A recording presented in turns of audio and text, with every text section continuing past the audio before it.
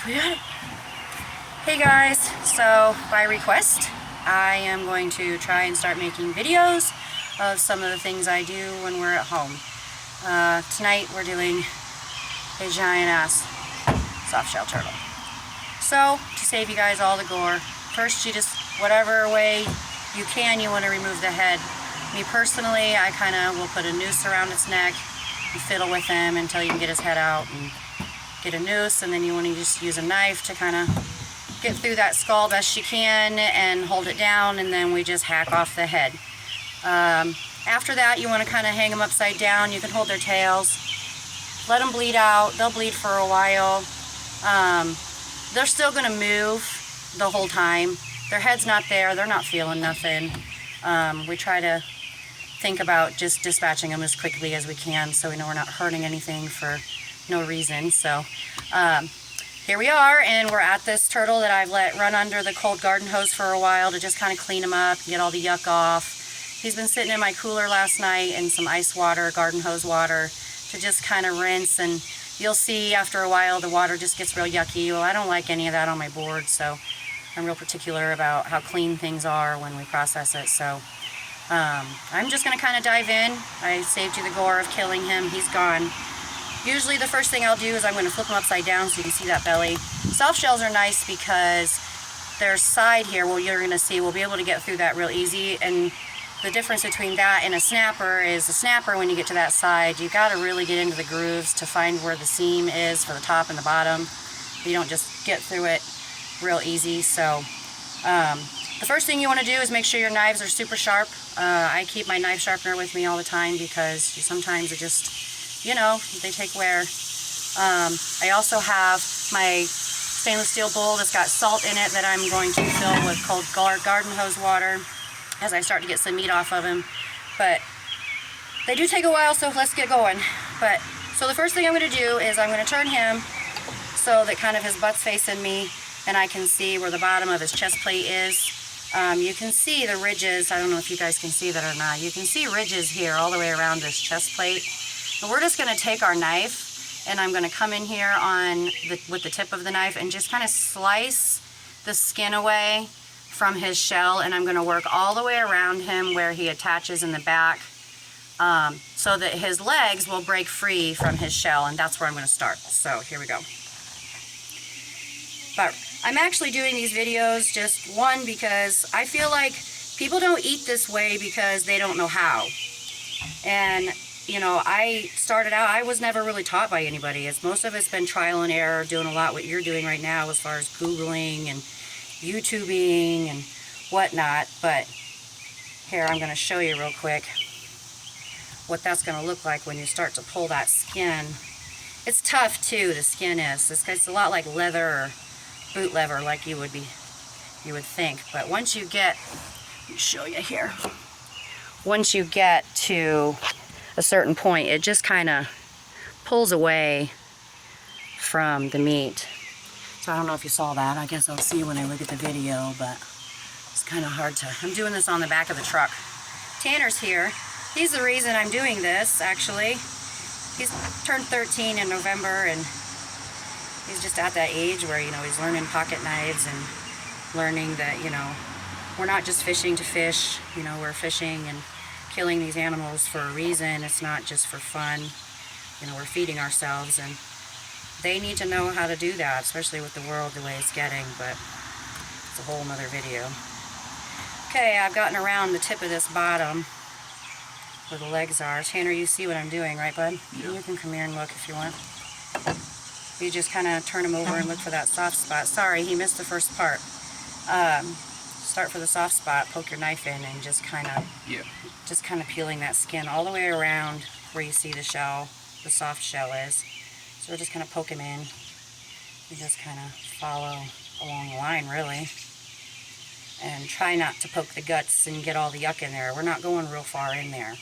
You don't want to poke the bladder and the guts. Just keep your meat clean is really what you're thinking about on that. So, and watch your fingers, of course, but you just follow it around the legs here.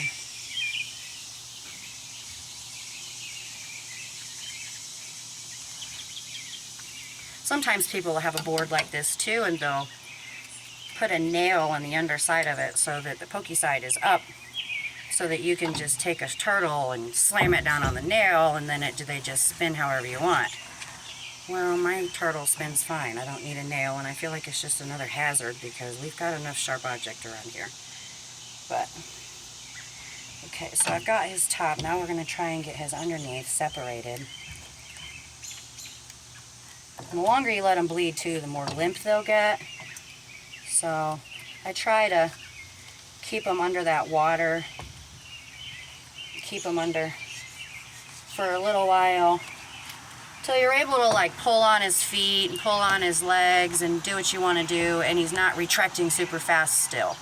Because they'll do that for a little while after you first kill them. So I try to give them a minute, and of course we always say thank you as they're going. But okay, so we're all the way around on this side, the underside, and this side. So we've done the back. Now we're going to flip him around, do the same thing on the front, and you can see his shell here. Okay, it comes all the way up here, this underside. So we're really just kind of going to separate, because you can slice through this real easy. We're going to separate the top from the bottom. Well, maybe I have to go through the soft spot here. Well, we'll just do his feet first, and then we'll do it. It needs to be more pliable. So he's still kind of retracting pretty good on his front end.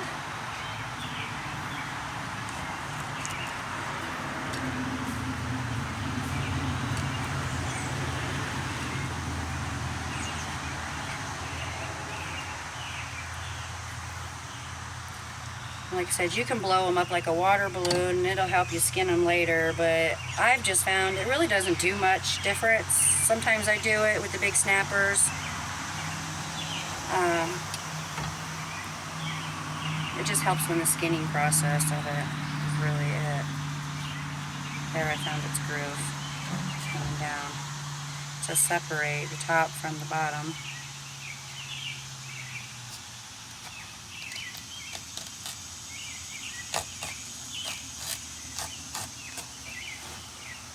Just watch them fingers is the main thing.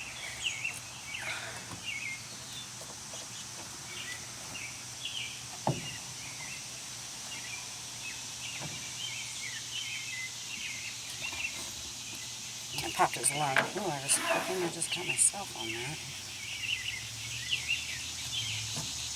Ah, there we go. Okay, so nobody said it was gonna be pleasant, okay? I need those nippers that we used last night on the catfish tails to bleed those out. Yeah.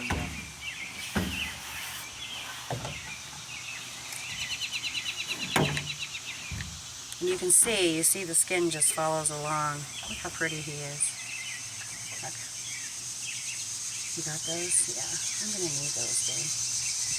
You do that last part. This one's tough. And you're just like with the filleting the fish, trying to get your knife in. I'm going to have to sharpen my knife after messing with that shell. Trying to get your knife in as close to the top of the shell, from the bottom of the shell, taking as much meat as you can. You don't want to just hack into them. We're filleting it like you would the skins of a fish, you know, when you're getting the skin from the meat. Yeah. You're thinking the same process with the meat in his shell when you're pulling him out of his shell is, you want that meat. I'm going to flip him back over. Use these cutters. See if these will work. Even in there.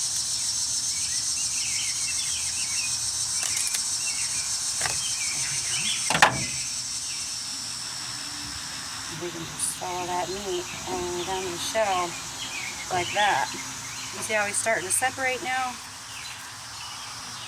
Like his top from his bottom. Like, so you want to be careful with organs in there with your knife. Especially on this back end where all of his guts and yuck is, you know.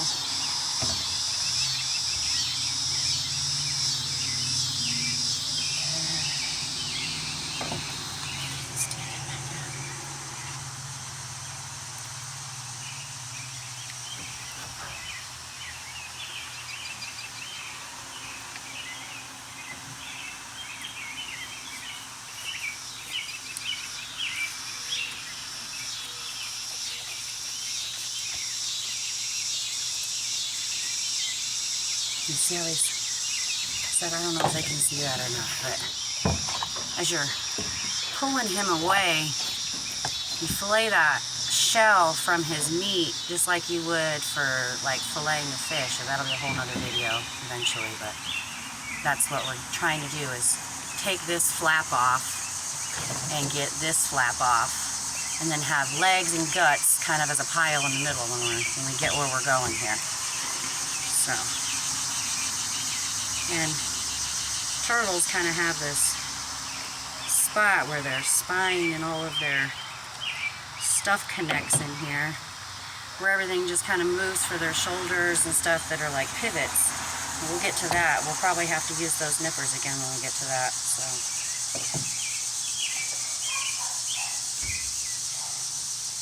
get in his groove here.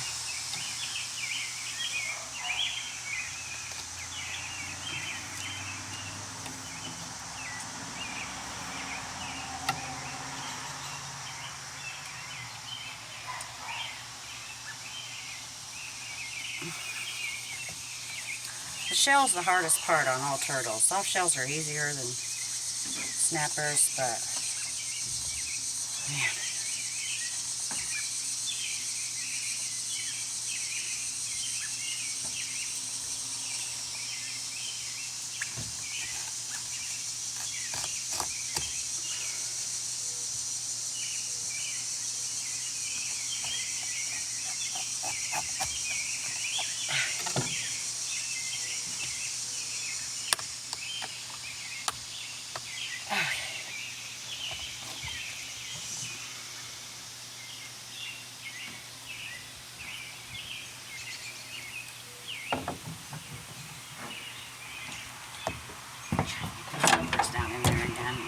These are the nippers I'm using. I don't know what they're called, but they're like pruning shears that are really sharp. I don't know if they're going to work for this, but there it is, connection there. They're just easier to cut through them. Doesn't matter, soft shell or snapper. When you get to those spots that are just like real tough, it's not bone, but your knife doesn't want to go through it. So I just keep lifting that shell, keep filleting that out in there. Stay right on your rim, or edge there where the meat and the shell are coming together. Okay, down there. Follow it through. We almost got them. Now we're down to the rear end here. Same thing.